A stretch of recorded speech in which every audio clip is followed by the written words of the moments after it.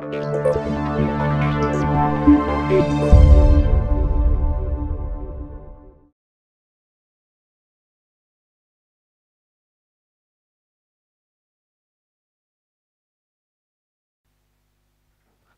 विद्यार्थी मित्रांनो, लोकसभा अकॅडमीमध्ये सर्व विद्यार्थ्यांचं स्वागत आहे. मी अप्पा आत्नोरे. आज आपण पुरस्कार करंट बघतोय. बघा, लक्षात घ्या की 2001 कधीपासूनचं करंट बघायचं आपल्याला. त्यामध्ये आपण पुरस्कार बघणार आहे. बघा, ज्याच्यावर प्रश्न सध्या बघा 2022 चा पेपर बघितला असेल तुम्ही, राज्यसभेचा म्हणजे 22 मध्ये आलेला 2021 चा पेपर. ओके, 23 जानेवारी 2022 मध्ये झालेला राज्यसभेच्या पेपरमध्ये बघितलात तर 3 प्रश्न कशावर होते रे? 3 प्रश्न पुरस्कारावर होती. म्हणजे याचा अर्थ असं येऊ शकते, मे बी पॉसिबिलिटी, पुरस्कारावर असा कोणता पेपर आहे की जनरली प्रश्न नसतो. एखादा वर्ष सोडलात तर पुरस्कारावर प्रश्न जास्त असतात. आणि त्यातल्या त्यात पुरस्कारावर कोणत्या असतात? जी महत्वाची पुरस्कार आहेत. आंतरराष्ट्रीय लेवलला विचारायचं असेल तर नोबेलवर त्यांना प्रश्न विचारावा लागेल, ऑस्करवर प्रश्न विचारावा लागेल, बुकर किंवा इंटरनॅशनल बुकर. ओके, ह्या पुरस्कारावर असेल किंवा जागतिक अन्न पुरस्कार असेल. हे जे महत्वाचे पुरस्कार आहेत ही आपण घेणारच आहोत. म्हणजे एक्स्ट्रा पण इतर घेणार, पण या पुरस्कारावर भर असणार. मग त्यातल्या त्यात नोबेल बघताना काय बघितलं पाहिजे? मी या लेक्चरमध्ये नोबेलच घेणार आहे निश्चिंत. पण तर या आपला पुरस्कार कसा जायचंय तुम्ही उद्या वाचू शकता. ओके, तर काय बघायचंय आपल्याला? सुरुवातीला आंतरराष्ट्रीय पुरस्कार, त्यानंतर राष्ट्रीय पुरस्कार. राष्ट्रीय पुरस्कारामध्ये सगळ्यात महत्वाचा पद्म पुरस्कार आहेत. मग पद्म पुरस्कार एक एक सगळ्या गोष्टी राष्ट्रीयमध्ये काय महत्वाचा आहे ज्याच्यावर जेणेकरून फिक्सली प्रश्न येतो, म्हणजे 100% प्रश्न येतो असा राष्ट्रीय पुरस्कार. त्यानंतर प्रादेशिक पुरस्कार कोणते आहेत ते आपण बघणार आहोत. ओके, मग आंतरराष्ट्रीय मध्ये सगळेच पुरस्कार, मग ती क्रीडा असो, जनरली मग काय ती तुमची सौंदर्य स्पर्धा असो, जागतिक लेवलचं काय पण असो. जागतिक पुरस्कार म्हणल्यानंतर जागतिक पुरस्कारामध्ये प्रत्येकच गोष्ट मी जनरली घेणार आहे. मग जिथं गरजेचं आहे, मी कसं शिकवणार आहे, मी कसं घेणार आहे हे महत्वाचं. मी आता या लेक्चरमध्ये आंतरराष्ट्रीय पुरस्कार आणि नोबेल घेतोय. ओके, पण त्याच्या अगोदर मी तुम्हाला सांगतोय आंतरराष्ट्रीय पुरस्कार घेताना मी ज्या ठिकाणी जिथं थांबणार आहे, जिथं महत्वाचं आहे, जिथं प्रश्न येणार आहे असं सांगणार आहे, त्या ठिकाणी मात्र तुम्हाला वेळ द्यायचा आहे. हे निश्चिंत खरं आहे. आणि तुमचा अभ्यास यानुसार बदलणार आहे निश्चिंत, ते पण खरं आहे. माझे व्हिडिओ बघून प्रत्येकाचं काय मी शिकवण्याच्या अगोदर मी सांगणार आहे की बाबा कसं घेतोय पुरस्कार, कशा पद्धतीने घेणार आहे. इंटरनॅशनल पुरस्कार पहिलं, त्यानंतर काय रे नॅशनल पुरस्कार, मग नंतर रिजनल पुरस्कार म्हणजे प्रादेशिक पुरस्कार आपण बघणार आहोत. मग त्यानुसार आपला जायचं आहे. आणि प्रश्न कशावर जास्त असतात त्यानुसार आपला ते पण तिथं सिक्वेन्स लावायचा आहे. मग सुरुवात इंटरनॅशनल पुरस्कारावर जास्तीत जास्त प्रश्न कशावर असतात रे? कशावर असतात? नोबेलवर असतात. आताही काढून बघितला तर 2021 मारिया रेसा यांच्यावर प्रश्न विचारलेला आहे 23 जानेवारी 2021 ला. 2018 ची राज्यसेवा असो, 2019 ची राज्यसेवा अर्थशास्त्राचा नोबेल विचारलाय. असं कोणतं वर्ष आहे? जनरली बघा राज्यसेवा असेल कुठली एक परीक्षा काय करते की 1 किंवा 2 परीक्षा, असा कोणताही पेपर नसतो ज्या पेपरमध्ये ऑस्कर किंवा नोबेल विचारला जात नाही. कधी कधी दोन्ही पण नसतात, म्हणजे दोन्ही विचारले जातात. मग ते माहित पाहिजे ना. म्हणून मग कसं बघितलं पाहिजे? प्रत्येकच घेणार आहे, बिंदास राहा पोरो. सगळी गोष्टी सगळं काही करंट कव्हर केलं जाईल. मग कधीपासून कव्हर करणार सर? म्हणजे कधीपासूनचं कधीपर्यंत घेणार आहेत तुम्ही? लय मोठा प्रश्न असतो पोरांचा. पोरांना वाटणार सर खरं सांगा बरं का, आम्ही काही वाचलंच नाही, तुम्ही कसं घेणार आहेत? मी थेट घेणार आहे. म्हणजे थेट म्हणजे काय की 1 जानेवारी 2021 ते डिसेंबर 2021 म्हणजे कंबाईन 26 फेब्रुवारी 2022 ला पण उपयुक्त आहे. Okay, 26 February 2022. आणि तुमची ज्यांची परीक्षा कंबाईनची परीक्षा ज्यांची लांबलेली आहे, मेन्स 4 सप्टेंबर 2021 ला झालेली कंबाईन जी आहे, मागची कंबाईन, त्यांची जी मेन्स आहे त्यांना जे 10 मार्काला आहे त्यांना पण फायदा होईल. MTS जे आहे, महाराष्ट्र टेक्निकल सर्व्हिसेस जे आहेत, ओके, त्या पोरांना पण याचा फायदा होईल. म्हणजे सांगतोय मी तुम्हाला कोणाकोणाला फायदा होईल. निश्चिंत 1 वर्षाचं सगळं डिटेल व्यवस्थित घेण्याचा प्रयत्न करेल. म्हणजे सर डिटेल म्हणजे सर तुम्ही हे सांगा, जिथं प्रश्न तिथं आप्पा, काय जिथं प्रश्न तिथं आपण. प्रश्न नसेल तिथं आपण नाचणार नाही, म्हणजे प्रश्न येणाऱ्या पॉईंटवरच जास्त वेळ देईल ह्याची तुम्हाला मी शाश्वती देतो. पण जिथं प्रश्नच विचारला जाणार नाही तिथं मी थांबणार नाही. ओके, मग मी सुरुवात करताना प्रत्येक पुरस्काराच्या वेळेस कशी स्ट्रॅटेजी ठेवली पाहिजे, कसं लक्षात ठेवलं पाहिजे, कशावर प्रश्न येतो मी निश्चिंत सांगतो. आता आपण नोबेल बघू, जास्त टाइम न घालवता टू द पॉइंट. बघा पुरस्कारामध्ये नोबेल प्राइज आपण बघणार आहोत. आंतरराष्ट्रीय पुरस्कार आपण बघतोय, त्यामध्ये नोबेल प्राइज आपण बघतोय. तर बघा या नोबेलमध्ये कशा प्रकारे अभ्यास केला पाहिजे. सगळ्यात महत्त्वाचं आहे नोबेल पुरस्कारामध्ये आपण काय केलं पाहिजे. मग नोबेल कोणकोणत्या क्षेत्रासाठी दिलं जाते बाबा? होय, कोणकोणत्या क्षेत्रासाठी दिलं जाते रे? सांग पटकन. वैद्यकशास्त्र, रसायनशास्त्र,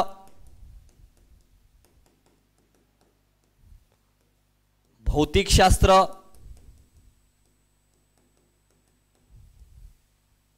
त्यानंतर आता ही झाली 3. मी ह्या 3ला वेगळं केलंय. आता मी या 3ला वेगळं करतो. कोणत्या? एकच मिनिट.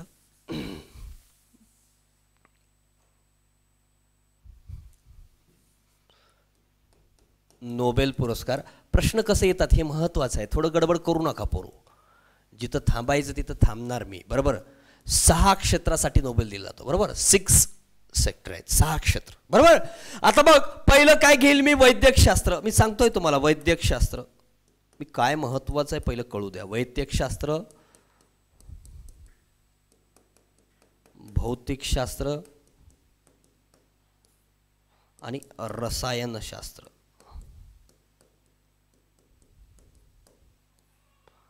त्यानंतर अर्थशास्त्र, त्यानंतर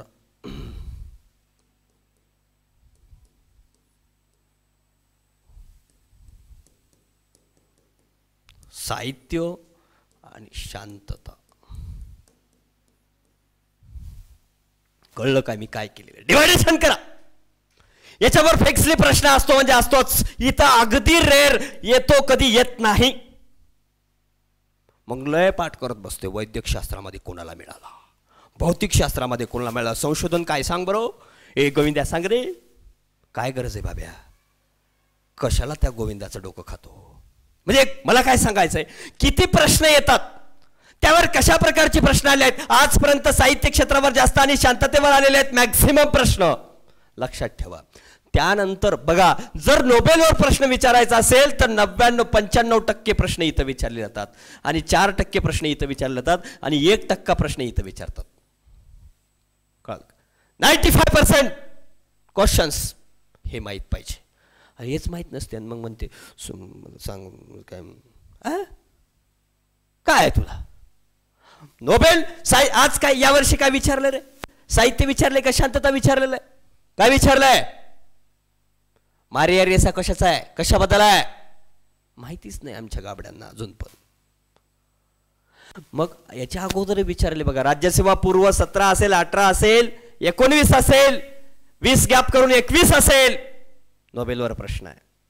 मग नोबेलवर आलेली प्रश्न काढून बघा, साहित्य आणि शांततेवर मॅक्सिमम क्वेश्चन आहेत. मग आपण पण कुठं थांबलं पाहिजे रे? थांबलं पाहिजे म्हणजे यांचं माहीतच पाहिजे कोण आहेत, कुठून आलेत, प्रत्येकच गोष्ट. मग त्यानंतर अर्थशास्त्राच्या रिलेटेड का प्रश्न विचारतात? इकॉनॉमिक्स आपला एक विषय आहे म्हणून. सर फिजिक्स आणि केमिस्ट्री नाही का? मग आपल्याला त्यांना विचारायला लई मटेरियल आहे भाऊ. पहिले सायन्सला तुला येते का? सायन्समध्ये 15 पैकी कधी 13 आली का? नाही ना, कळाला. इथे जनरली विचारली जात नाही, पण विचारली तर मग वैद्यकशास्त्रामध्ये कोणाला मिळालेला आहे किंवा मग तो कुठला आहे, म्हणजे कुठला म्हणजे कोणत्या देशाचा आहे, दॅट्स इट. याच्या पलीकडे जाऊ नका. संशोधन बिवशोधन आमकटमक जसं इथं विचार. सर यावर्षी विचारले बरं का, ते मारिया रेसा त्यांचा लॅपलर हे कशा संबंधित आहे? साधा प्रश्न आहे. त्या ज्या दोघांना मिळालेला आहे ना, ते दोघंही वृत्तपत्राशी संबंधित आहेत, अभिव्यक्ती स्वातंत्र्याशी संबंधित आहेत, दॅट्स इट. याच्यावरून मी तुम्हाला उत्तर येईल रे, बरोबर ना? मग बाकी बघण्याची गरज नाही. रशियन आणि फिलिपाईन्स आणि अमेरिकन मग दोन्ही माहिती पाहिजे. ओके, मग आपला या दृष्टिकोनातून बघायचं आहे निश्चिंत. अजूनही सांगतो, नोबेलसाठी आपल्याला अभिजित बॅनर्जी यांना विसरता येणार नाही. अभिजित बॅनर्जी जे आहेत यांना पण नोबेल मिळालेला आहे हे मात्र विसरू नका. 2019 मध्ये भेटलेलं आहे. पण अभिजित बॅनर्जी जे आहेत भारतीय आहेत त्यांना विसरू नका. विचारू शकतोय प्रश्न म्हणून पुन्हा एकदा ओळख करून देतो मी त्यांना. मी याच्या अगोदरच्या लेक्चरमध्ये घेतलेलं आहे. अभिजित बॅनर्जी काढून बघा वाटलंच तर यूट्यूबला ते विसरू नका. मागच्या वेळेस ते देखील यूट्यूबवर बघू शकता. मागच्या वर्षीचे जिथं गरज वाटली तिथं सांगतोय. अभिजित बॅनर्जीसाठी तेवढा पळून बघा व्हिडिओ नोबेलसाठी. ओके कळलं. तर बघा आता आपला हे या दृष्टिकोनातून बघायचं आहे. इथं बघायचं आहे पण इथं वेळ जास्त द्यायचा नाही. इथं जास्त वेळ द्यायचा आहे. हे कळालं का? समोर जाऊ चालेल. आणि थोडाफार इतिहास जो आहे नोबेलबद्दल जे इतिहास आहे ज्याला आपण म्हणतो इतिहास कधीतरी विचारते हे या काय यार ते मरणोत्तर भेटलंय त्यांना 2-2 वेळेस भेटलंय हे काही की या संस्थेला असं भेटलंय कधीतरी विचारते. मी सांगणार आहे निश्चिंत पण मी भर कुठे द्यायला सांगतोय हे मी जरी समजा अजून एक सांगितलं त्याच्यापेक्षा अजून एक्स्ट्रा आणून सोडा इथं. पण मी जरी सांगितलं तरी बाकी इथं कमी करून थोडं कमीच करा. कळलं का? हे मात्र ध्यानात ठेवा. चलू समोर. चला बघा आता नोबेल स्थापना 1901 मध्ये झालेली आहे नोबेल प्राइजची. कधी? 1901. डायनामाइटचा शोध लावणारे अल्फ्रेड नोबेल. मग त्याने डायनामाइटचा शोध कधी लावलेला आहे रे? 1800 कधी लावलेला आहे? 67 मध्ये. कधी? 1867 मध्ये डायनामाइट या स्फोटकाचा शोध लावला होता. 1867 मध्ये त्याने डायनामाइटचा शोध लागला त्यांना आणि करोडो रुपये कमवला अल्फ्रेड नोबेल. त्याच्या नावावरून नोबेल पुरस्कार पडलाय अल्फ्रेड नोबेल. आणि वितरण दरवर्षी 10 डिसेंबर रोजी स्टॉकहोम स्वीडनची राजधानी. सगळ्या पुरस्काराची स्वीडन या ठिकाणी केलं जातंय. पण फक्त शांततेचं जे नोबेल आहे तिथं ओस्ले नॉर्वेची राजधानी येथून तिचं काय केलं जाते वितरण केलं जाते. मग आता काय लक्षात ठेवलं पाहिजे? काय विचारतं याच्यावर प्रश्न विचारला तर मानवाधिकार दिन आहे 10 डिसेंबर 1948 रोजी मानवाधिकार आयोगाची स्थापना झाली. आणि 10 डिसेंबर मग हे 10 डिसेंबर का घेतलंय की 10 डिसेंबरलाच का वितरण केलं जातंय तर 10 डिसेंबर या दिवशी ते मृत्यू पावले. त्यांची पुण्यतिथी आहे आणि या पुण्यतिथीच्या दिवशी त्याचं स्मरण राहावं म्हणून दिलं जाते. बघा त्यांचा मृत्यू कधी झालाय? 10 डिसेंबर 1896ला. 10 डिसेंबर 1896ला त्यांचा मृत्यू झालाय. आणि त्यानिमित्त 10 डिसेंबर जयंती नाही बरं का पुण्यतिथी आहे. पुण्यतिथी दिनी आहे लक्षात राहू दे बाब्या. पण 10 डिसेंबर लक्षात राहू दे. पहिलं 10 डिसेंबरला काय मानवाधिकार दिन पण आहे. ओके. मग सगळी पुरस्कार स्वीडनची राजधानी स्टॉकहोम येथं दरवर्षी वितरण केलं जात आहे. पण शांततेचं ते ओस्ले नॉर्वेची राजधानी येथून डिस्ट्रीब्यूट केलं जात आहे. एकूण 6 क्षेत्रात हा पुरस्कार दिला जातो. मी 6 क्षेत्र पहिले तुम्हाला ओळख करून दिलेत. विज्ञानाचे वैद्यकशास्त्र, भौतिकशास्त्र, रसायनशास्त्र, अर्थशास्त्र, साहित्य आणि शांतता अशी 6 क्षेत्र आहेत. पण स्थापनेपासून 5 क्षेत्रात दिलं जाते. मग 6वं क्षेत्र एक्स्ट्रा कोणतं वाढवलेलं आहे? अर्थशास्त्र. आणि अर्थशास्त्र कधी वाढवलंय? 1969ला याला ऍड केले. 1901 पासून 1968 पर्यंत 5 क्षेत्रात दिलं जात होतं. मात्र अर्थशास्त्राचा इन्क्लुडेशन 1969 मध्ये करण्यात आलं. कशाचं? नोबेलमध्ये एक क्षेत्र ऍड केले 1969ला. का केलंय मग 1969लाच अर्थशास्त्राचं ऍड का केलंय तर स्वीडनची राजधानी स्वीडनची कोणती बँक आहे? कोणती रे? Central bank of Sweden. याला 300 वर्ष पूर्ण झाले. कधी? 1968ला 300 वर्ष पूर्ण झाले. म्हणून 1969 मध्ये 300 वर्ष पूर्ण झाल्यामुळं 68 मध्ये झाले पण 1969 मध्ये या पार्श्वभूमीवर अर्थशास्त्राचा नोबेल देण्यास सुरुवात झाली. कळलं का? म्हणजे त्या बँकेला 300 वर्ष पूर्ण झाले म्हणून अर्थशास्त्राच्या याच्यामध्ये नोबेलला सुरुवात करण्यात आलेला आहे. बाकी काही इथे लक्षात ठेवू नका. काही नाही रे. काय लक्षात ठेवाल? 6 क्षेत्रात दिलं जाते. हा पुरस्कार मरणोत्तर दिला जात नाही. आणि अर्थशास्त्राचा नोबेल 1969 पासून देण्यास सुरुवात झाली. का? कारण काय? सेंट्रल बँक ऑफ स्वीडनला 300 वर्ष पूर्ण झाले. विचारू शकतात किती वर्ष पूर्ण झाली होती बाबा? 300 वर्ष. विचारलं तर जनरली मे बी विचारण्याचे चान्सेस 0 आहेत. पण इतिहासावर प्रश्न कधी तर येतो. कोणत्याही पुरस्काराचा इतिहास जनरली जास्त विचारला जात नाही. त्या वर्षीचं जनरली जास्त विचारलं जाते. हे पहिलं ध्यानात ठेवा. डोक्यात ठेवली. तेच लक्षात ठेवत नाही. मग काय इतिहास म्हणला तुला काही माहित असते कधी, कारण दरवर्षीची वाचते ना, दरवर्षी हे सेमच असणार. बरोबर खोटं? खरं आहे ना. दरवर्षी वाचतो का नाही? दाढी समजल्या जाते, 1969 पण दिलं जाते. दरवर्षी माहिती आहे ना तुला, मग वेगळं बघायची काय गरज आहे? म्हणजे हे माहीत असते प्रत्येकाला, हे मला सांगायचं आहे. Okay, next. आतापर्यंत 4 व्यक्तींना 2 वेळेस नोबेल मिळालाय. 2 वेळेस, 4च वेळेस, 4च व्यक्तींना. मॅरी क्युरी भौतिकशास्त्र 1903 ला आणि रसायनशास्त्र 1911 ला. हे इतिहास आहे, त्यामुळे जास्त विचार याची शाश्वती ठेवू नका मित्रांनो. एक वेळेस विचारला होता बरं काय, याच्यामधल्या मला वाटते फेडरिक संगेरस्का यांच्यावर काहीतरी विचारलाय, सॉरी जॉन बार्डिन वगैरे काय कुणावर तरी एकावर विचारलेलं आहे. का की ते कशामुळे विचारलेलं आहे की एकाच ह्याच्यामध्ये 2दा कधी कधी पण मिळाला, किती डिफरन्स आहे, किती वर्षाचा वगैरे असं विचारलं होतं. ओके, मेरी क्युरी भौतिकशास्त्र आणि रसायनशास्त्र, एकदम अवघड विचारलं तर कोणाला पण येणार नाही, त्यामुळे टेन्शन नका घेऊ. त्यानंतर लिनियस पॉलिंग रसायनशास्त्र आणि शांतता, उगाच डोक्याखालून घालायचं, लाईट टेन्शन नाही घ्यायचं. जर लईच जर आला समजा विचारलं, चला रे लिनियस पॉलिंग यांना रसायनशास्त्र आणि म्हणजे लिनियस पॉलिंग यांना 2दा नोबेल मिळाले आणि कोणकोणत्या क्षेत्रात मिळाले? रसायनशास्त्र आणि शांतता, एवढं तरी माहिती पाहिजे. कोणाला मिळाले? Marie Curie, Linus Pauling, Frederick Sanger, John Bardeen. काय? John Bardeen, Frederick Sanger, Linus Pauling आणि काय मॅरी क्युरी. सर इंग्लंडमध्ये गेले काय तुम्ही? या भारतात आलोय येतो. मेरी क्युरी भौतिकशास्त्र 1903 आणि रसायनशास्त्र 1911 आणि लिनियस पॉलिंग रसायनशास्त्र 1954 आणि शांतता 1962. फेडरिक संगेर रसायनशास्त्र 1958 आणि 1980. जॉन बार्डिन भौतिकशास्त्र 1956 आणि 1972 ला. ओके, या दोघाला मात्र बघा, यांना फेडरिक संगेरला रसायनशास्त्रामध्ये 2दा मिळाले आणि जॉन बार्डिनला भौतिकशास्त्रामध्ये 2दा मिळाले. ओके, वेगळं पण लक्षात ठेवा. त्यानंतर एकापेक्षा जास्त वेळा नोबेल जिंकणारे आता संस्था, मग याच्यावर पण विचारलंय. रेड क्रॉसवर प्रश्न आलाय आतापर्यंत, रेड क्रॉसवर प्रश्न आलेला आहे. ओके, कशावर विचारलाय? Red cross. मी जिथं आलाय तिथं सांगतो बरं का. रेड क्रॉस कधी? रेड क्रॉसला आतापर्यंत खालीपैकी किती वेळेस नोबेल मिळालेला आहे? 1917, 1944, 1963. 1963, 1944, 1917. 1917, 1944 आणि 1963 अशा 3 वेळेस भेटल्या.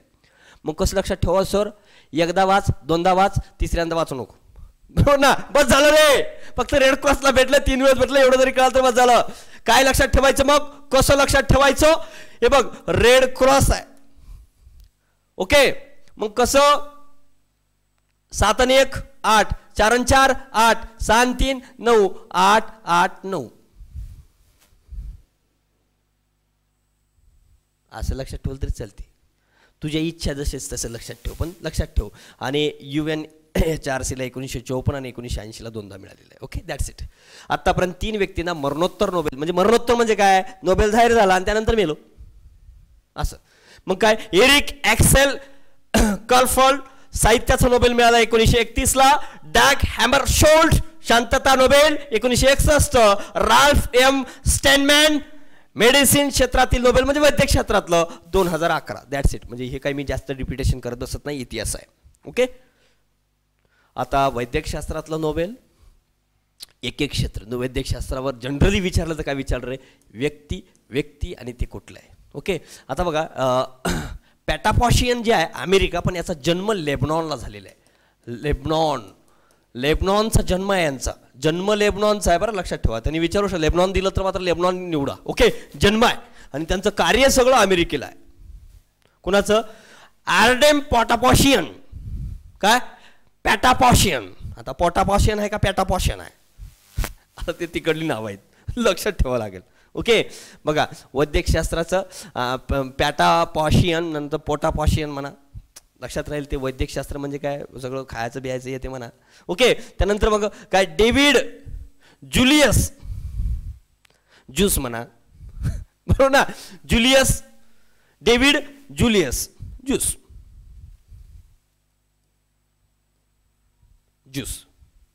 वैद्यकशास्त्र म्हणजे आता काय? ते वैद्यकशास्त्र म्हणजे काय? हेल्थ बिलचे गोष्टी असतात. हे ज्यूस आहे आणि ऑलरेडी पोटापॉशियन आहे, असं लक्षात ठेवा. हे अमेरिकेचे आहेत दोन्ही पण. ओके, पण हा यांचा जन्म लेबनॉनचा आहे. ओके, मग यांनी संशोधन काय केलं रे? उष्णता, थंडी किंवा यांत्रिक बल यांच्यातून मेंदूपर्यंत संवेदना कशा जातात याचं विश्लेषण कसं केलं जातं यावर त्यांनी संशोधन केले. मग वैद्यकशास्त्राचा नोबेल कोणाला मिळाला रे? आर्डम पोटॅशियन आणि डेव्हिड जुलियस. डेव्हिडचं ज्यूस आणि आर्डमचं पॅटापॉशियन, वैद्यकशास्त्र. That's it. आता बाकी संशोधनाचा फायदा काय होतो काय देणं नाही, देणं नाही, हे बी देणं नाही, मी तर म्हणतोय. दॅट्स इट, एवढंच. आपला काय एक पुरस्कार आहे का रे? लक्षात ठेवायचं. हे लिहिणाऱ्या लेखकाला ना किती पण लिहायला वेळ आहे, पण लक्षात ठेवायला एक शिक्षक कोणताही बघा ना रे पोरो, खरं सांगतो स्पष्ट, कोणताही शिक्षक बघा एक फक्त लिहित असतो. समजा मी काय रे, मी जर समजा इतिहासाचा लेखक आहे, मी इतिहास लिहिणार, भूगोलाचा असेल भूगोल लिहिणार, म्हणजे कोणताही शिकवणार असेल तेच शिकवणार. पण अभ्यास करणारा विद्यार्थी सर्वश्रेष्ठ असतो, त्याला सगळंच करावं लागतं. तुम्ही सर्वश्रेष्ठ आहात, म्हणून सर्वश्रेष्ठ व्यक्तीनं काय पण लक्षात ठेवणे, म्हणून एवढं लक्षात ठेवायचं. बाकी मग थोडं वाचन करायचं डोक्याला दहीभात म्हणून. ओके, उष्णता, थंडी किंवा यांत्रिक बल यांच्यातून मेंदूपर्यंत संवेदना कशा जातात, त्याचं विश्लेषण कसं केलं जातंय यावर त्यांनी संशोधन केलेलं आहे. कोणी? आर्डम पेटापॉशियन आणि David Julius. That's it. David Julius यांनी तिखटापासून कॅप्सायसिन या घटकाचा वापर करून चेतातंतूतील उष्णतेला प्रतिसाद देणारा संवेदन. काही लक्षात ठेवू नका, मी सांगतोय फक्त कानावर टाका. फक्त लक्षात ठेवायचं काय? हे दोनच सांगतोय. आप्पा हातनूर येतात थोड्या वेळासाठी. ओके, मग गरज नाही बघा. आणि आर्डम पोटॅशियन यांनी दाब संवेदक पेशींचा वापर करून त्वचा आणि अंतर्गत अवयव बाह्य यांत्रिक बलास किंवा काही गरज नाही. ओके, तेवढंच लक्षात ठेवा. मित्र म्हणतोय काही गरज नाही. त्यांनी स्पर्शाला प्रतिसाद देणारी 72 जनुकं शोधली. असो, काही नाही बघा, काही करायची गरज नाही. सरळ स्पष्ट सांगतो मी तुम्हाला काय करायचं गरज आहे. एवढंच. 2 वैद्यकशास्त्रात कोणाला मिळालं आणि कशासाठी भेटलं? उष्णता, थंडी किंवा यांत्रिक बल यांच्यातून मेंदूपर्यंत संवेदना कशा जातात आणि त्यांचं विश्लेषण कसं केलं जात आहे. मग उष्णता, थंडी किंवा यांत्रिक बल यांच्यातून मेंदूपर्यंत संवेदना कशा जातात याच्याबद्दल काहीतरी संशोधन केलंय, हे लक्षात ठेवा. आणि तिखटाचं काहीतरी शोधून काढलंय, तिखट खाताना काहीतरी सापडलंय त्याला, असं लक्षात ठेवा. That's it. ओके, चलू समोर मित्रांनो. बघा, डेव्हिड जुलियस यांनी तिखटातील कॅप्सायसिन एक लक्षात ठेवू शकता, ठेवायचं असेल तर, काही गरज नाही. भौतिकशास्त्राचं नोबेल, भौतिकशास्त्र, जपान, जर्मनी आणि इटली. आता भौतिकशास्त्र फिजिक्स म्हणलं ना आपण, कसं लिहितो रे? असं फिजिक्स, बरोबर ना? हे तिन्ही बी 3 अक्षराचे आहेत बघा. जपान असेल, जर्मनी असेल, इटली असेल, बरोबर ना? असं लक्षात ठेवा. पण थोडक्यात बघा, सुकोरो मनाबे अशी नावं कुठेही जपानमध्येच आहेत बघा, बरोबर ना? सुकोरो मनाबे, नंतर ग्लास हॅन्झलमन आणि काय निओर गिओ पारिसी. मग कसं लक्षात ठेवायचं?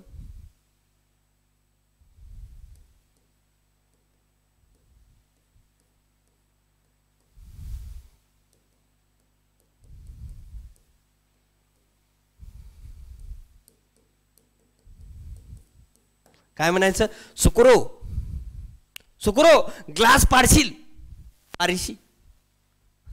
असं लक्षात ठेवू शकता. तुमच्या मनावर कसं लक्षात ठेवायचं असं लक्षात ठेवू शकता. ओके, शेवटी ते सन्माननीय व्यक्ती आहेत, फक्त लक्षात ठेवण्यासाठी मी हे गोष्टी बोलतोय. ओके, बघा काय, सुकुरो मनाबे जपानचे आहेत, अमेरिकेतील प्रिन्स्टन विद्यापीठात वरिष्ठ हवामान तज्ज्ञ होते त्यांनी. ओके, ग्लास हॅन्झलमन जर्मनीचे आहेत, मॅक्स फ्लॉक हवामानशास्त्र संशोधक त्यांनी प्राध्यापक आहेत, आणि निओर्गिओ पारिसी इटलीचे आहेत, रोम येतं काय सॅपिएन्झा विद्यापीठात प्राध्यापक आहेत.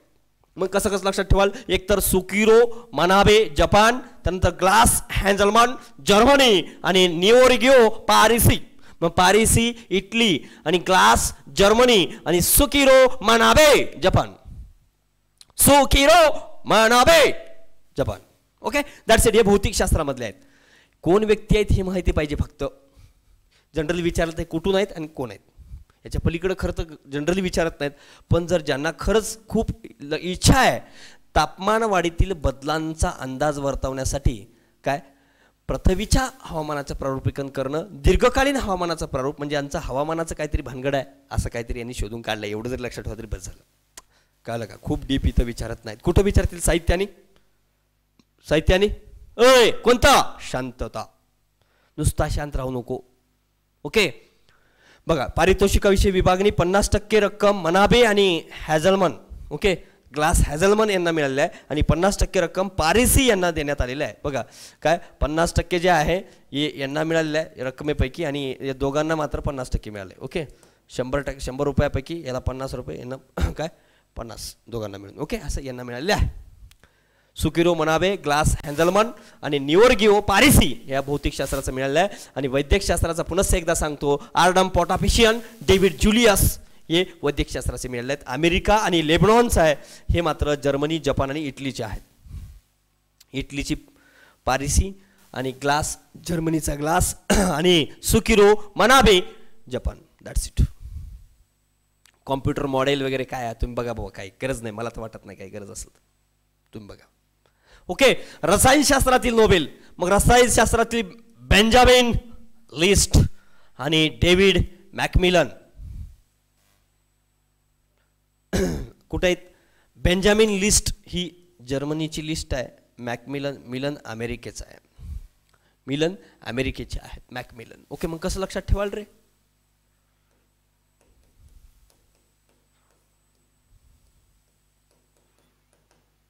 आपल्या पुस्तकात ट्रिक तयार केलं, मिलनची लिस्ट असं. ओके, मॅकमिलनची लिस्ट असं म्हणू शकता. मॅकमिलनची लिस्ट काय म्हणाल?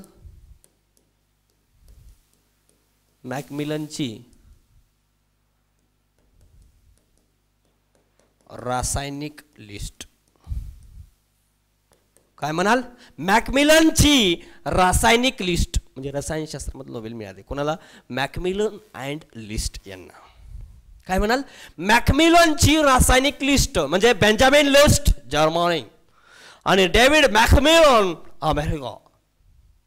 ओके, चलू समोर. हे एवढंच माहित पाहिजे रसायनशास्त्रामध्ये कोणाला मिळालेलं आहे. मग यांचं काम काय रे? संशोधन काय? सेंद्रिय उत्प्रेरणा. सेंद्रिय उत्प्रेरणा एवढं लक्षात ठेवा. सेंद्रिय उत्प्रेरणा म्हणजे काय? ऑर्गॅनो कॅटॅलिसिस याच्या संबंधित त्यांचं टेक्नॉलॉजी आहे. That's it. ओके, पुन्हा एकदा बेंजामिन लिस्ट आणि डेव्हिड मॅकमिलन यांना रसायनशास्त्रामधलं मिळाले. त्यांचं कार्य काय रे? सेंद्रिय उत्प्रेरणा. That's it. सेंद्रिय उत्प्रेरणाच्या संबंधित काहीतरी काम केलंय बाबा. That's it. याच्या पलीकडे जाऊ नका. पहिली गोष्ट ती माहीत राहू द्या. तेच लक्षात राहत नाही आपल्याला. सगळे पुरस्कार गर फिराले. लय भयानक कार्यक्रम आहे बाबा हे. वाटते का नाही? खरं सांगा. अरे आपल्या जागी असलो कोणाला वाटतं ना. मग त्यामुळे जिथं आयोग पुन्हा प्रश्न विचारते, मी काय सांगितलं 1% प्रश्न या तिघांवर असतात. भौतिकशास्त्र, रसायनशास्त्र, वैद्यकशास्त्रावर. 4% प्रश्न अर्थशास्त्रावर आणि 94 ते 95% प्रश्न साहित्य आणि शांतता. काय पाहिजे मग? आपण तेच करायचं. आता साहित्याचे नोबेल नाही, पहिलं आपण काय इथं वेळ द्यायचा आहे आपल्याला, त्यामुळं आपण पहिलं अर्थशास्त्राचं नोबेल. डेव्हिड कार्ड कोणाकोणा भेटले? आता बघा 2019च्या राज्यसेवेमध्ये, राज्यसेवा मेन्स, पाणी घ्या पाणी. 2019च्या राज्यसेवा प्री.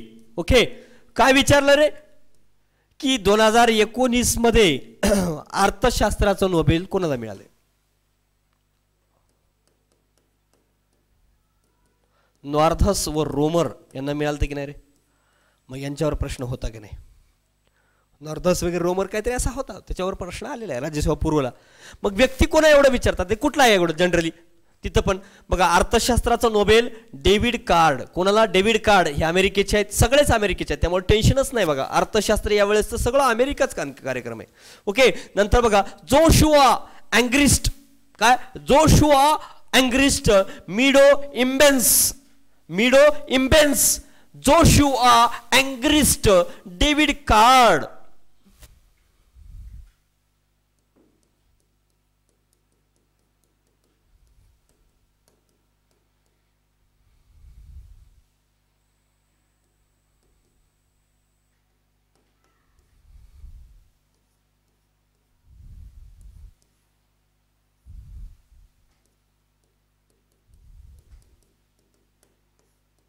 अर्थशास्त्र अँग्रिस्ट कार्ड मिडो म्हणजे काय? डेव्हिड कार्ड, अँशिओ अँग्रिस्ट, मिडो इम्बेन्स अमेरिका आहेत. असं लक्षात ठेवू शकता. ट्रिक काय? आईंग कार्ड म्हणजे काय रे? अँग्रिस्ट, ई म्हणजे काय, एम्बेन्स आणि कार्ड, तसंही लक्षात ठेवू शकता, तुमच्या मनावर आहे. ओके, अँग्रिस्ट, कार्ड आणि मिडो असंही लक्षात ठेवू शकता. डेव्हिड कार्ड, जोशुआ अँग्रिस्ट आणि मिडो एम्बेन्स. मिडो अँग्रिस्ट कार्ड, कार्ड अँग्रिस्ट एम्बेन्स असे म्हणू शकता. ओके, लय कार्ड अँग्रिस्ट आहे म्हणायचं, काय अँग्रिस्ट रागीट आहे म्हणायचं आणि ते एम्बेन्स राग म्हणायचं. ओके, असंही लक्षात ठेवू शकता. यांचं कार्य काय रे,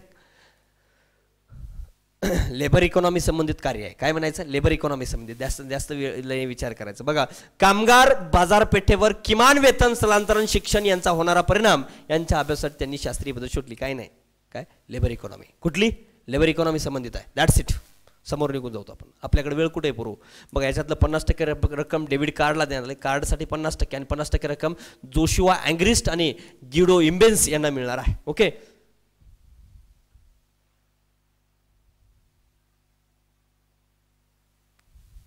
ओके, संपला कार्यक्रम, संपला. बघा, पुन्हा सांगतो, अर्थशास्त्रात नोबल डेव्हिड कार्ड, जोशुआ अँग्रिस्ट, मिडो इम्बेस ही अर्थशास्त्रातला यांना मिळाले. काम काय रे यांचं, लेबर इकॉनॉमी. ओके, कुठली economy, labour economy. That's it. Labour economy समजा कामगार बिमगार असं काही म्हणून जर वाक्य टाकलेलं असलं, डोळे झाकून होय म्हणायचं. बरोबर, जास्त डोकं कुठं लावता रे, गरजच नाही ना मी असताना. आता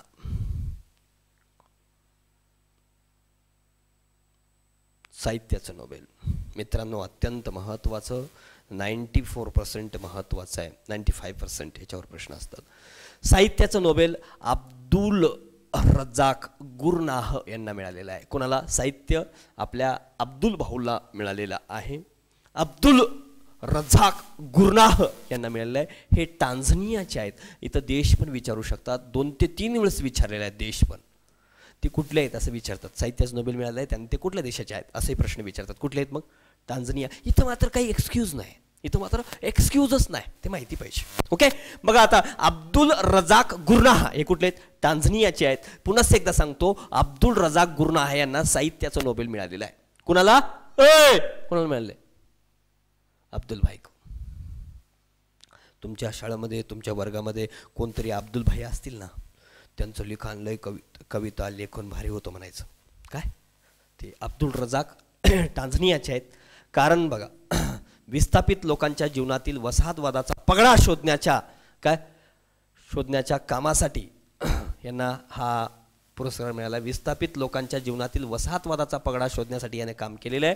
पुरस्काराची रक्कम 10 लाख स्वीडिश क्रोनर वगैरे आहे. काय एवढं महत्त्वाचं नाही हे पुरस्कार किती रुपये आहे वगैरे. ओके, पण कुणाला मिळालं हे महत्त्वाचं आहे. अब्दुल रजाक गुरनाह टांझानियाचे आहेत. यांच्याबद्दल माहिती बघणं आता गरजेचं आहे. बघू यांचं, अब्दुल रजाक गुरनाह यांच्याबद्दल परिचय माहितीच पाहिजे. No excuse. कोणाला मिळाला ते तर पलीकडे, त्याच्या पलीकडेही जावं लागतं. तिथं जिथं गरज तिथं आपण जाऊ. ओके, अब्दुल रजाक गुरनाह यांचा अल्प परिचय. 20 डिसेंबर 1948 रोजी झांजिबार बेटावर त्यांचा काय झाला, जन्म झाला. झांजिबार बेटावर, टांझानिया. आणि सध्या ते केंट विद्यापीठात इंग्रजी विभागाचे प्रमुख आहेत. कुठल्या विचारतात, काय रे, हिंदी विभागाचे प्रमुख आहेत. काय, फिजिक्स विभागाचे प्रमुख आहेत. कुठले आहेत, इंग्रजी विभागाचे प्रमुख आहेत. ओके, आता 1968 मध्ये लंडनमध्ये निर्वासित म्हणून दाखल झाले. कधी, लंडनमध्ये 1968 मध्ये. आणि तिथंच ते स्थायिक झाले.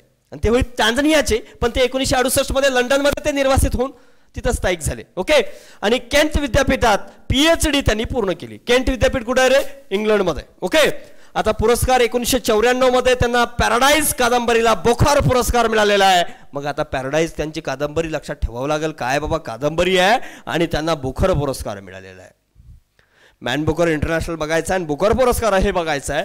1994 पॅराडाईज कादंबरीला बुकर पुरस्कार मिळाला आहे. माहिती पाहिजे पोरो. 1994 यात पॅराडाईज आणि कादंबरीला बुकर पुरस्कार मिळालेला आहे. त्यानंतर बाय द सी कादंबरीला लॉस एंजलिस टाइम्सचा पुरस्कार मिळालेला आहे. लॉस एंजलिस टाइम्सचा पुरस्कार मिळालेला आहे. आता अब्दुल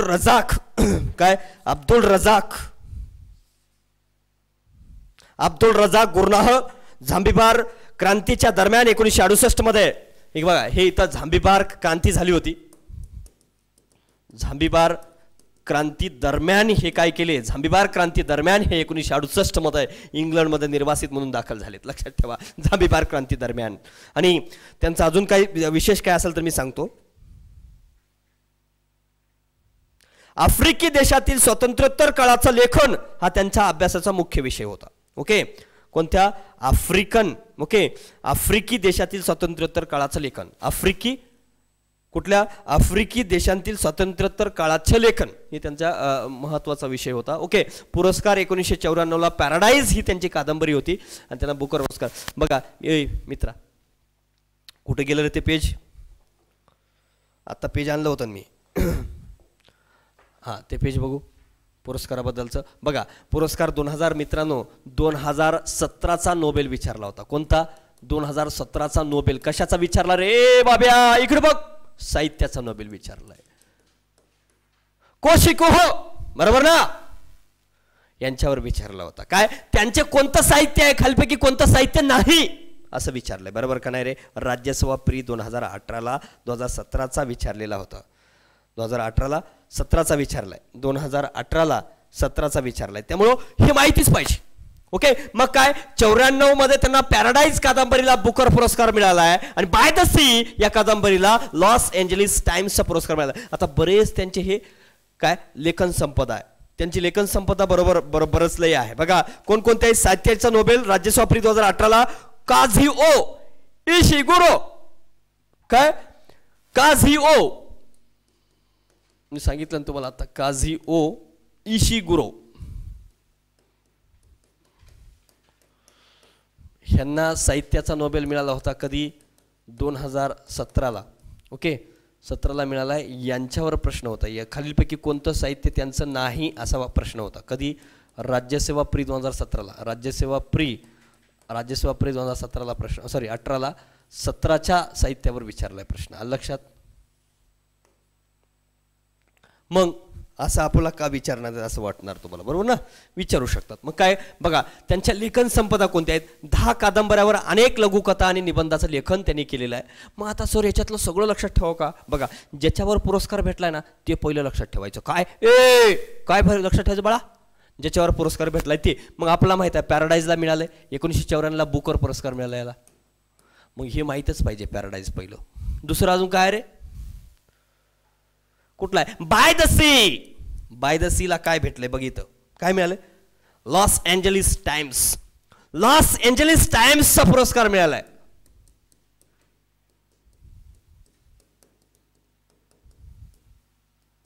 मग हे दोन माहीतच पाहिजे, बाय द सी आणि पॅराडाईज.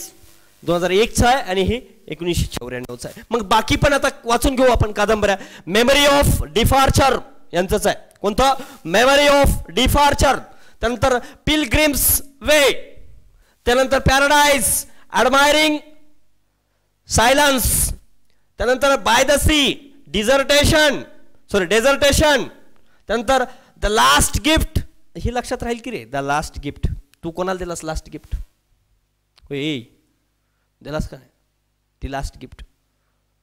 मित्राचं असं लक्षात ठेवायचं. त्यांची कादंबरी आहे दी लास्ट गिफ्ट आणि ग्रॅव्हल हार्ट, नंतर आफ्टर लाईफ आणि माय. आता ही एवढी कादंबऱ्या आहेत. ओके, त्यापैकी तुम्हाला लक्षात ठेवावं लागणार आहे. काही कोणकोणती हे तर लक्षात ठेवायचं.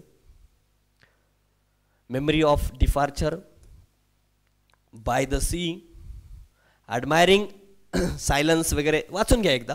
पण हे मात्र मी जे सांगतोय ओके ते मात्र तुम्हाला लक्षात ठेवावं लागणार. द लास्ट गिफ्ट वगैरे असेल आणि आफ्टर लाईव्स. ओके, आणि my mother lived off on a farm in Africa. हे त्यांचं काय लघुकथा आहे. हे एकच आहे लघुकथा, मात्र हे लक्षात ठेवावं लागणार आहे. ओके, काय मग? My mother lived on a farm in Africa. Okay, मग यांचे का कोणकोणते आहेत? Memory of departure, pilgrims way, paradise 1994, admiring silence, by the sea, okay, desertion, त्यानंतर the last gift, gravel heart, afterlives, त्यानंतर माय. आता लघुकथा कोणती आहे? My mother lived on a farm in Africa. Okay, Africa आणि my mother असं लक्षात ठेवा. आणि त्यांनी जनरली आफ्रिकन याच्यावर जास्त लेखन केले. कशावर बघा, त्यानंतर बघा शर्यतीत अंतिम यादीत समाविष्ट होती ही कादंबरी बुकर पारितोषिक, पॅराडाईज वगैरे. त्यानंतर बघा बाय द सी ह्या कादंबरीला प्रतिष्ठेचा लॉस एंजलिस टाइम्सचा पुरस्कार मिळालेला आहे. आणि द स्टेटलेस पर्सन टेल ही 2019ची त्यांची लघुकथा आहे बघा, the stateless persons tale. Okay, 2007ला त्यांना सन्मान कोणता मिळाला रे? रॉयल सोसायटी ऑफ लिटरेचरचा फेलो म्हणून त्यांची निवड झाली 2007ला. ओके, असो, बाकी काय एवढं महत्त्वाचं नाही, पण हे महत्त्वाचं आहे, हे मात्र वाचून घ्या एकदा दोनदा तीनदा, ज्यांना लक्षात राहत नाही ते. पण अब्दुल रजाक गुरनाह यांचा अल्पपरिचय पुन्हा सांगतो. अब्दुल रजाक गुरनाह यांना साहित्याचा नोबेल मिळाला आहे. ते टांझानियाचे आहेत आणि ते विस्थापितांच्या लोकांच्या जीवनातील, कारण ते स्वतः विस्थापित आहेत, बरोबर ना. झांबिबार क्रांती दरम्यान ते लंडनला गेले, ते विस्थापित आहेत. आणि त्यांनी आफ्रिकन जे लोक आहेत बघा, कोणते आफ्रिकी देशातील स्वातंत्र्योत्तर काळाचं लेखन त्यांनी केलेलं आहे. मग विस्थापित लोकांच्या जीवनातील वसाहतवादाचा पगडा शोधण्याचं कामासाठी त्यांना हे साहित्याचं नोबेल मिळालं. त्यांचं साहित्य आहे चांगलं. ओके, मग अब्दुल रजाक गुरनाह यांचा अल्पपरिचय. ते 1948ला त्यांचा जन्म झाला आहे झांबिबार बेटावर. ओके, आणि सध्या ते केंट विद्यापीठात इंग्रजी विभागाचे ते काय प्रमुख आहेत. 1968 मध्ये झांबिबार क्रांती दरम्यान ते लंडनमध्ये निर्वासित म्हणून दाखल झाले. केंट विद्यापीठात ते PhD पूर्ण केलेले आहेत. आणि 1994 मध्ये त्यांना पॅराडाईज कादंबरीला बुकर पुरस्काराच्या अंतिम यादीमध्ये होतं. आणि बाय द सी कादंबरीला लॉस एंजलिस टाइम्सचा पुरस्कार मिळालेला आहे. ओके, मग बाय द सी आणि पॅराडाईज मात्र लक्षातच ठेवावं लागणार आहे. ओके, बाकी तर अजून लक्षात ठेवावंच लागणार. कोणत्या memory of departure, pilgrims way, paradise, admiring silence, by the sea, desertion, the last gift, gravel heart, afterlives, my mother lived on a farm in Africa ही त्यांची लघुकथा आहे. पण याच्यापैकी मात्र मी स्टार केलेलं मात्र तुम्हाला कन्फर्म लक्षात ठेवावं लागणार आहे. ओके, चलू समोर बघा, शांततेचे नोबेल. आता शांततेचे नोबेल कोणा मिळालाय याच्यावरच प्रश्न आहे. कुठला? 23 जानेवारी 2022 रोजी जी परीक्षा झाली राज्यसभा प्री 2021ची, बरोबर ना रे? त्याच्यावरच प्रश्न आहे. काय विचारलंय? मारिया रेसा यांची रॅपलर जी आहे, ओके, रॅपलर ही कुठली रे? हे बघा, ही रॅपलर ही कशा संबंधित आहे असं विचारलं. डिजिटल माध्यम कंपनी आहे. कशाची? वृत्तपत्रा संबंधित. त्याच्याबद्दलच प्रश्न होता तो, बरोबर ना? मग विचारणारच आहेत ना रे पोरो. बघा काय, मारिया रेसा फिलिपाईन्स, दिमित्री मोराथो हे रशियाचे आहेत. पुतीन नाव काय त्यांचं?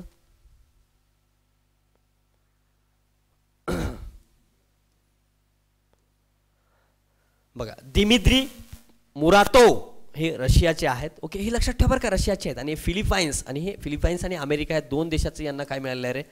नागरिकत्व मिळालेलं आहे. कोणाला? मारिया रेसा यांना. फिलिपाईन्स आणि अमेरिका दोन देशाचं नागरिकत्व मिळालेलं आहे. मारिया रेसा फिलिपाईन्स यांना कायचं मिळालं आहे? शांततेचं नोबेल मिळालेलं आहे. आणि दिमित्री मुरातोव काय, या दोघांना मिळालेलं आहे. आणि साहित्याचं कोणाला सांगितलं रे? अब्दुल रजाक गुरनाह. ओके, मग आता मारिया रेसा फिलिपाईन्स आणि दिमित्री मोराथोव यांना शांततेचं नोबेल मिळालेलं आहे. हे रशियाचे आहेत आणि हे फिलिपाईन्सचे आहेत. आपण मग कशासाठी मिळाले दोघांना? अभिव्यक्ती स्वातंत्र्यासाठी दिलेल्या लढ्यासाठी त्यांना गौरवण्यात आलेलं आहे. दोघेही पत्रकार आहेत. संपलं इथंच काम. तुमचा प्रश्न तिथं सुटला. हे दोन्हीही पत्रकार आहेत. मग यांचं काही विचारलं प्रश्नामध्ये ते दिलंच असेल बघा 100%. काय प्रश्न वाचा? प्रश्न वाचा काय बघा, 2021चा प्रश्न. 2021चा प्रश्न काय आहे?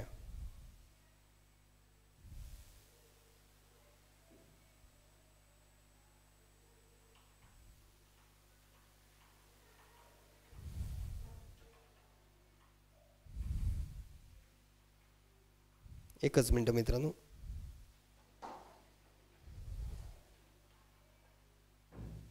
बघा, 2021 साली नोबेल शांतता पारितोषिक प्राप्त झालेल्या मारिया रेसा यांनी रॅपलर नावाची डॅडास स्थापना केली. काय? पहिला पर्याय संगीत कंपनी, साहित्यिक संघटना, तिसरी स्त्रीवादी संघटना, चौथा शोध पत्रकारिता. इथं माहिती आहे आपल्याला हे दोघंही पत्रकार आहेत. दुसरा प्रश्न ऑप्शन निवडायची गरज आहे का मित्रा? काही गरज नाही. काय शोध पत्रिकेसाठी डिजिटल माध्यम कंपनी आहे. कोणती कंपनी असो आपला देणेघेणं आहे. ते पत्रकार क्षेत्रासाठी भेटलं एवढं जरी आलं तरी प्रश्नाचं उत्तर येते, याच्या पलीकडे जायची गरज पडत नाही. मग नाही सर लो डीप विचारलं बरं का, आता आला तर आमचं कसं होईल, प्रश्न सुटते बाळ्या. कळलं बघा. मारिया रेसा फिलिपाईन्सचे आहेत. कुठले आहेत असं विचारू शकतात. शांततेचा नोबेल त्यांना मिळालेला आहे का, त्यांच्यावर प्रश्न विचारलाय माहित आहे. मारिया रेसा ह्या फिलिपाईन्सच्या आहेत आणि फिलिपाईन्सची पहिली महिला आहे नोबेल मिळणारी. किती आहे? पहिली महिला आहे. दिलंय का नाही माहिती नाही, बघू तिथं दिलं नाही पण ठीक आहे, पहिली महिला आहे. काय लक्षात ठेवाल, फिलिपाईन्सच्या पहिल्या महिला आहेत नोबेल मिळणाऱ्या, म्हणून त्यांच्यावर प्रश्न विचारणं हक्क आहे आयोगाला बाळा. हा आयोगाला हक्क आहे तो विचारण्याचा. ओके बघा. मारिया रेसा फिलिपाईन्सच्या आहेत. दिमित्री मोरातो रशियाचे आहेत. अभिव्यक्ती स्वातंत्र्यासाठी दिलेल्या लढ्यासाठी त्यांनी गौरवण्यात आले. दोघांना पण, दोघंही पत्रकार आहेत आणि मुक्त स्वतंत्र आणि तथ्याधिष्ठित पत्रकारितेच्या काही नाही, नुसतं वाचत बसायचं काम आहे. बाकी काही लक्षात ठेवू नका. हे दोघंही काय आहेत? पत्रकार आहेत, चांगले पत्रकार आहेत दोघे. आता दोघांबद्दल थोडाफार माहिती बघू आपण. बघा मारिया रेसा यांच्याबद्दल आपण बघू. मारिया रेसा मारिया रेसा मारिया एजनलिटा रेसा ह्या 2 ऑक्टोबर 1963 रोजी मनिला फिलिपाईन्स या ठिकाणी त्यांचा जन्म झालाय. ओके.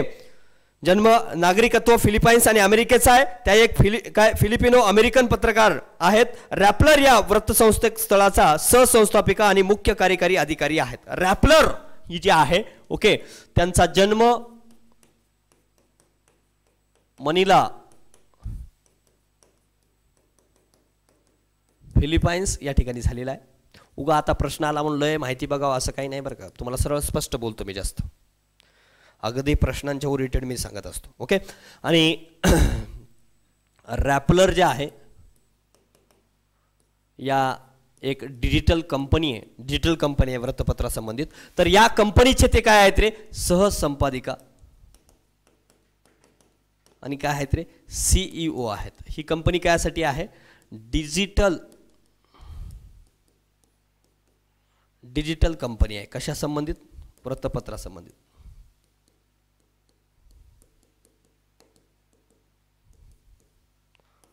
ओके. रॅपलर बघा. फिलिपाईन्समधील एकाधिकारच्या विरोधात रॅपलर या डिजिटल माध्यम कंपनीच्या मार्फत त्यांनी लढा दिलाय. अध्यक्ष रॉड्रिगो स्टुटर्ट यांच्या वादग्रस्त राजवटीविरोधात अंमली पदार्थाच्या घातक वापराविरोधात मोठा लढा त्यांनी दिला होता. याच वृत्तपत्राच्या माध्यमातून फिलिपाईन्सचे आहे ते रॉड्रिगो ड्युटर्ट. ओके. तर बघा ह्या महिला काय आहेत बघा. सगळ्यात महत्त्वाचं, ह्या नोबेल पुरस्कार मिळवणाऱ्या त्या फिलिपाईन्सच्या पहिल्याच व्यक्ती होत. काय पहिल्याच व्यक्ती आहेत.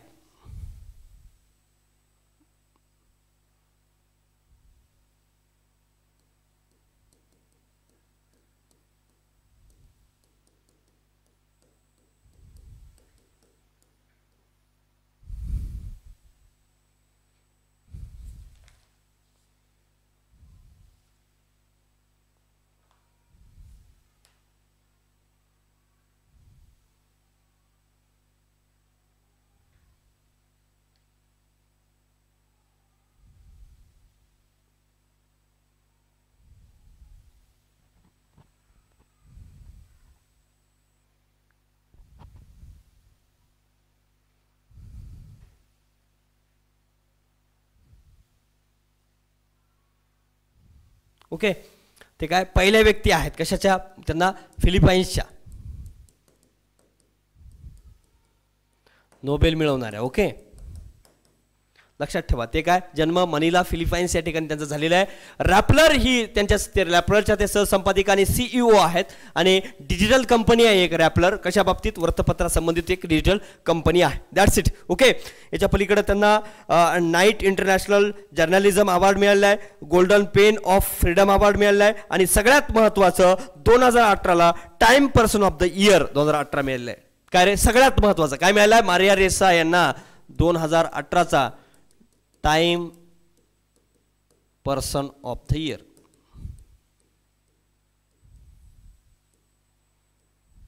Time person of the year मिळाला आहे. सगळ्यात महत्त्वाचं बघा, Time person of the year मिळालेलं आहे. आणि 2021चा युनेस्को तेवढं काही महत्त्वाचं नाही, असू द्या. फक्त नाईट इंटरनॅशनल जर्नलिझम अवॉर्ड एक लक्षात ठेवा. Okay, night international journalism award एक मिळालेला आहे मारिया रेसा यांना. आणि दुसरी गोष्ट काय, 2018चा काय मिळालेला आहे, Time person of the year ही एक पुरस्कार मिळालेला आहे. जन्म त्यांचा मनिला फिलिपाईन्स. रॅपलर ही त्यांच्या सहसंपादिका आणि CEO होत्या आणि डिजिटल कंपनी आहे एक, आणि वृत्तपत्र संबंधित पहिल्या व्यक्ती आहेत ते फिलिपाईन्सच्या जे की हे साहित्याचं नोबेल मिळवणार आहे. Okay, that's it. ओके, एवढंच यांच्याबद्दल बघायचं, बाकी बघण्याची गरज नाही.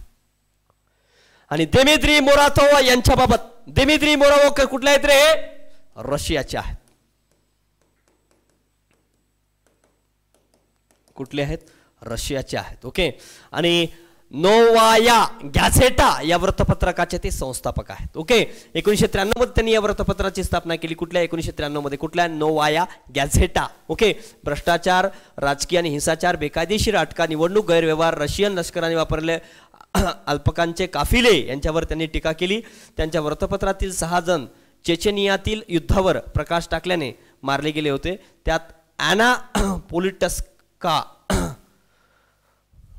टस्काया यांचा समावेश होता. असं काही महत्त्वच नाही एवढं. ओके, असो, फक्त नोवाया गॅझेटा या वृत्तपत्राचे संस्थापक होते. ते कुठले आहेत पहिले ते लक्षात ठेवा. कोण, दामित्री मुरातोवा. ओके, दामित्री मुरातोवा बघा, दामित्री अँड्रोवेविच मोरातोव हे आहेत. आणि कुबिशेव रशिया या ठिकाणी यांचा जन्म झाला. याब्लाको या राजकीय पक्षाशी निगडीत होते. कुठल्या, याब्लोको.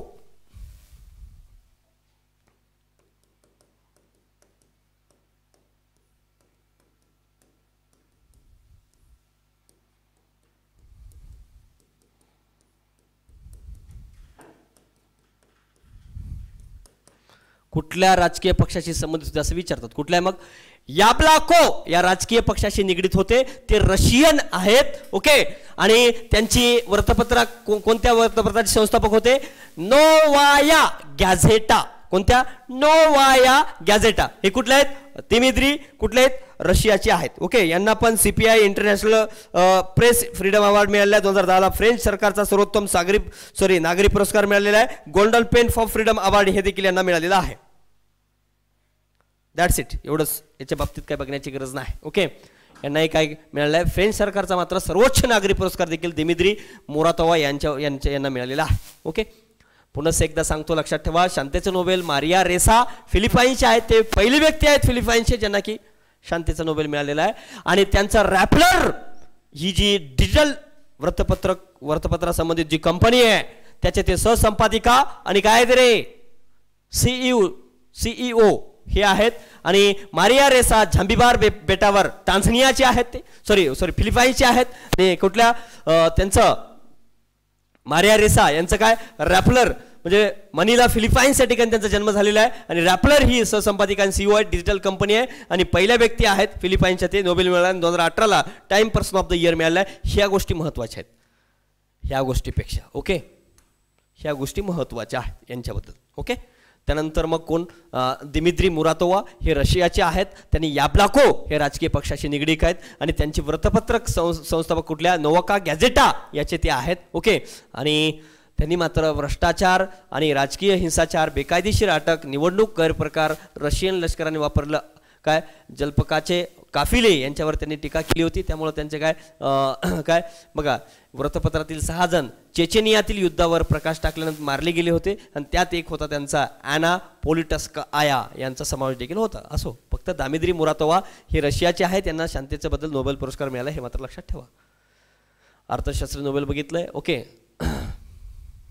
आता 2020चे नोबेल विजेते थोडंफार रॅपिड फायर घेऊ आपण. सगळे हे आता 2021चे बघितलेले आहेत. ओके, आता 2020चे रॅपिड फायर वैद्यकशास्त्रामध्ये कोणाला मिळालेलं आहे, हार्वे जे आल्टर अमेरिका, मायकेल ह्युटन ब्रिटन आणि Charles rhyme America. That's it. Okay, जास्त नका बघू. हेपॅटायटिस C विषाणूचा शोधासाठी मिळाला आहे. भौतिकशास्त्र रॉजर पेनरोज, हेनहार्ड गेंजेल आणि अँड्रिया गेज हे भौतिकशास्त्राचे आहेत. संशोधन कृष्णविवराचे भविष्य आणि आकाशगंगेचे रहस्य उलगडलं होतं. साहित्यामध्ये लुईस, इथं मात्र थोडं लक्षात ठेवू शकता बघा, 2020मध्ये साहित्यामध्ये अप्रतिम काव्यात्मक आवाजासाठी यांना मिळाला आहे लुईस ग्लक यांना. ओके, हे अमेरिकेचे आहेत लुईस ग्लक. ओके, 2020चं मात्र लक्षात ठेवू शकता. साहित्याचं विचारू शकतात, मे बी पॉसिबिलिटी.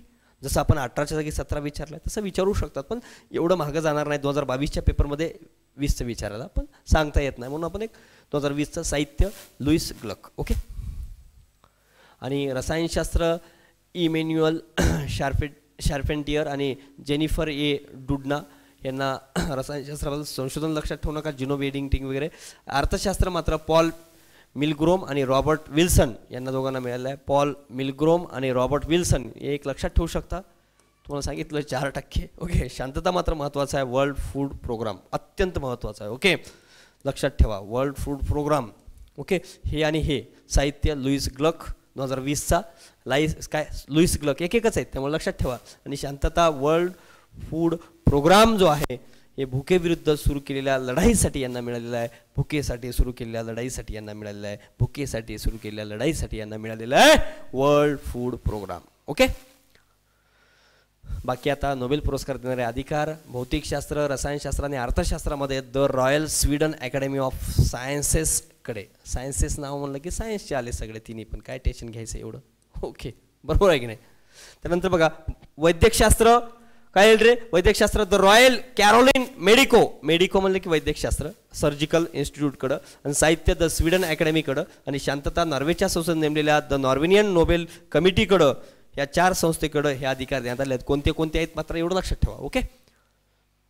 बघा नोबेल विजेते भारतीय रवींद्रनाथ टागोर 1913ला साहित्य क्षेत्रात त्यांना मिळाले. मित्रांनो 1913ला साहित्य क्षेत्रात मिळाले. सर्वप्रथम कोणाला मिळाले असं जरी विचारलं तर रवींद्रनाथ टागोर यांना मिळाले 1913ला साहित्य क्षेत्रामध्ये. चंद्रशेखर वेंकटरमण 1930ला भौतिकशास्त्राला मिळालेला आहे. आणि डॉक्टर हरगोविंद खुराना 1968ला वैद्यकशास्त्रात मिळालेला आहे. मदर तेरेसा यांना 1979ला शांततेमध्ये मिळाले. डॉक्टर सुब्रमण्यम चंद्रशेखर 1983ला भौतिकशास्त्र आणि भौतिकशास्त्र दोनदा. ओके. कविता व नाटकांचं लेखन ह्यांनी चंद्रशेखर वेंकटरमण यांना मात्र काय केलं आहे, प्रकाशमध्ये उल्लेखनीय कामाबद्दल. आणि हरगोविंद खुराना जेनेटिक कोड आणि प्रोटीन विश्लेषण केलेलं आहे. आणि मदर तेरेसा कुष्ठ आणि तपेदिक रोग्यांची सेवा केलेली आहे. आणि सुब्रमण्यम चंद्रशेखर भौतिकशास्त्राच्या अभ्यासाबद्दल मिळालेले आहे. ओके. आणि डॉक्टर अमर्त्य सेन 1998मध्ये अर्थशास्त्र कल्याणकारी अर्थशास्त्राच्या योगदानाबद्दल. ओके. वेलफेअर इकॉनॉमी जे आहे त्याबद्दल ते अमर्त्य सेन यांना मिळालेलं आहे. आणि नॉयफॉल यांना 2001मध्ये साहित्य ए बेंड इन द रिव्हर आणि अ हाऊस फॉर मिस्टर बिस्वास हे प्रसिद्ध साहित्याबद्दल त्यांना मिळालेलं आहे. व्यंकटरामन रामकृष्णन 2009ला रसायनशास्त्र रायबोझोमची संरचना याबद्दल मिळालं आहे. आणि कैलास सत्यार्थी. ओके, हे मात्र महत्त्वाचे आहेत बरं का. अभिजित बॅनर्जी कैलास सत्यार्थी 2014ला शांततेबद्दल मिळालेला आहे. मुले आणि युवक यांच्या शोषणाविरुद्ध कार्य केलेलं आहे. अत्यंत महत्त्वाचं अभिजित बॅनर्जी. ओके. प्रश्न येण्याच्या दृष्टिकोनातून कारण लेटेस्ट आहे 2019ला मिळालेलं आहे. ओके. विचारू शकतात. पुन्हा एकदा सांगतो मी 19मध्ये अर्थशास्त्रामध्ये मिळालेला आहे. ओके. जागतिक दारिद्र्य निर्मूलनासाठी प्रायोगिक दृष्टिकोन यासाठी पुरस्कार मिळाला आहे. त्यासाठी जागतिक दारिद्र्य निर्मूलनासाठी प्रायोगिक दृष्टिकोन यासाठी हा पुरस्कार मिळालेला आहे. ओके. अशा प्रकारे मित्रांनो आपण हा पुरस्कार बघितला आहे. पण त्यात अजून काही गोष्टी मी सांगतो तुम्हाला. बघा लक्षात घ्या. आतापर्यंत 5 व्यक्तीने नोबेल पुरस्कार नाकारलाय. कोणी बघा, नाझी सरकारनं विरोध केल्यामुळे 3 जर्मन व्यक्तीने नाकारलाय. नाझी सरकारनं विरोध केल्यामुळे 3 व्यक्तींनी नाकारलाय. त्यानंतर बघा, आयुष्यात कोणत्याही सरकारचा पुरस्कार स्वीकारायचा नाही या तत्वामुळे जीन पॉल सार्टे यांनी नाकारलाय. आणि रशियन सरकारनं विरोध केल्यामुळे एका रशियन व्यक्तीनेही काय केले, नाकारलेलं आहे. ओके. आणि लक्षात ठेवा आपले जे महात्मा गांधीजी आहेत. ओके. महात्मा गांधीजी आपल्या देशाबद्दल जर बघायचं म्हणलं तर महात्मा गांधीजी जे आहेत, महात्मा गांधी यांना नोबेलसाठी मानांकन जे आहे नोबेलसाठी भारताकडून पाठवण्यात आले. नोबेलसाठी दरवर्षी पाठवतो आपण, पण नामांकन जे आहे भारताकडून नामांकन जे आहे कधी कधी देण्यात आलेले 1937 1938ला आपण पाठवलंय, 1939ला पाठवलंय, त्यानंतर 1947 आणि 1948 असे 5 वर्ष आपण कंटिन्युअसली नोबेल शांतता नोबेल मिळालं पाहिजे. ओके. शांततेच्या नोबेलसाठी आपण प्रयत्न करत होतो. पण महात्मा गांधी यांना मात्र शांततेचं नोबेल कमिटीनं मात्र नाकारलेलं आहे. का तर बा छोडो भारत या अंतर्गत त्यांनी काय केलं, करेंगे या मरेंगे असं नारा दिलेला आहे म्हणून ते जनरली नाकारलं आहे असं म्हणलं जातं आहे. पण काय कारण काही असो, पण काय महात्मा गांधी यांना आपण 5 वेळेस नामांकन दिलं होतं, बरोबर ना रे. 1937 38 39 47 आणि 48 अशा 5 वेळा महात्मा गांधी शांततेच्या नोबेल पुरस्कारासाठी नामांकन झालं होतं. पण काय पुरस्कार मात्र अंतिमतः मिळालेलं नाही. आणि अर्थशास्त्रातला नोबेल पुरस्कार सर्वात शेवटी जाहीर केला जाते, लक्षात ठेवा. आणि सगळ्यात महत्त्वाचं, नोबेल पुरस्कारात सर्वात तरुण मानकरी कोण आहे आतापर्यंत? सर्वात तरुण सांगा रे, कोणते? गोविंद. सर्वात तरुण मलाला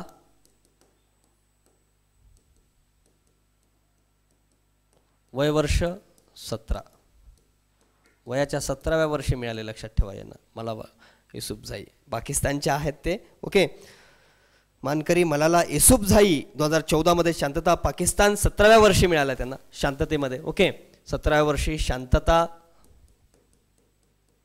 2014 मध्ये मिळाला. हे मात्र महत्त्वाचं आहे. सर्वात तरुण आहेत. आणि सर्वात वयोवृद्ध जर म्हणलं तर कोण रे?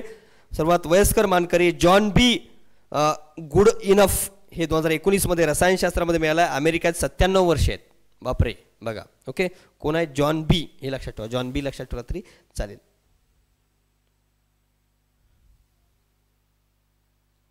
बस दॅट्स इट, एवढंच लक्षात ठेवा. आत्तापर्यंत 58 महिलांना मिळाला आहे, 885 पुरुषांना मिळाला आहे आणि 25 संस्थांना, असं एकूण 968 व्यक्ती व संस्थांना मिळाला आहे आत्तापर्यंत. 968, त्यापैकी 58 मात्र महिला आहेत. आतापर्यंत 968 टोटल. ओके, असो, फक्त एवढं लक्षात ठेवा, महात्मा गांधी यांना नोबेलचं नामांकन मात्र 5 वेळास मिळालेलं आहे. आणि सर्वात तरुण मलाला युसुफझाई 17व्या वर्षी मिळाला आहे शांततेसाठी. ओके, 2014 मध्ये. That's it. याच्या पलीकडं मित्रांनो जाऊ नका. पुनश्च सांगतो, सगळ्यात महत्त्वाचं काय रे? पुनश्च सांगतो, एक लक्षात ठेवा. कोणतं?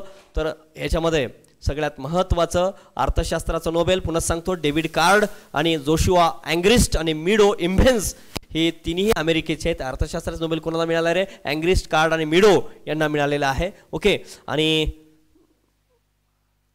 शांततेचं नोबेल काय रे? मारिया रेसा फिलिपाईन्सचे आहेत आणि दिमित्री मुरातोवा रशियाचे आहेत. हे दोन्हीही वृत्तपत्रकार आहेत, यांना मिळालेलं आहे, लक्षात ठेवा. ओके, आणि ते फिलिपाईन्सच्या पहिल्या व्यक्ती आहेत मिळणाऱ्या. आणि काय साहित्याचं नोबेल म्हणला तर अब्दुल रजाक गुरनाह यांना टांझानियाचे आहेत.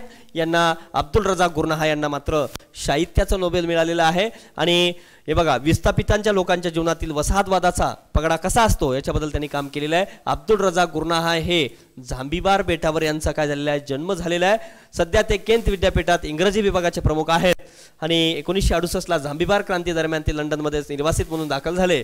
ओके, पुरस्कार त्यांना 1994 मध्ये पॅराडाईज कादंबरीला बुकर पुरस्कार मिळाला आहे. बाय द सी कादंबरीला लॉस एंजलिस टाइम्सचा पुरस्कार मिळाला आहे. आणि लक्षात ठेवा मित्रांनो, त्यांची लेखन संपदा memory of departure, pilgrims way, paradise, हे बघा ज्यांचा पुरस्कार मिळाला ते मात्र लक्षात ठेवा, स्टार केले. Okay, by the sea, Los Angeles Times, the last gift, okay, after lives, okay, आणि लघुकथा my mother lived on a farm in Africa, हे मात्र तुम्हाला लक्षात ठेवावं लागणार आहे. That's it. याच्या पलीकडं सहसा लक्षात ठेवण्याचा प्रयत्न करू नका. नोबेलमध्ये पुनश्च सांगतो, साहित्य आणि शांतता याच्याबद्दल जेवढं डिटेल बघता येईल तेवढं बघा. ओके, धन्यवाद मित्रांनो.